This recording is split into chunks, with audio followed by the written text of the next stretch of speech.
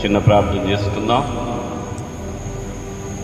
కృపామయుడా, సర్వశక్తిమంతుడా, సద్గుణాల సంపన్నుడా, మీకు మా వందనాలు, స్తుతులు స్తోత్రాలు చెల్లిస్తున్నాము.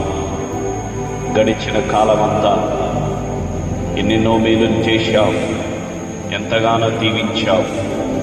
అందుకుగాను నీ దేవాలయంలో, నీ సన్నిధానంలో నా కుటుంబంతో కలిసి స్తోత్రాలు, ఆరాధనలు, కృతజ్ఞతలు చెల్లిస్తూ ఉన్నా.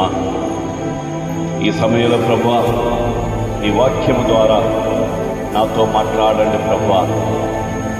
నా బాధ్యతలు ఏంటో నాకు తెలియజేయండి ప్రభువా. నీ సాక్ష్యంగా, నీ శిష్యునిగా నన్ను నిలబెట్టుకోండి. నీ పని నిమిత్తం నన్ను వాడుకోండి ప్రభువా.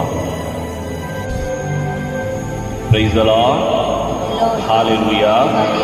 యేసు వందనం, యేసు స్తోత్రం. హల్లెలూయా.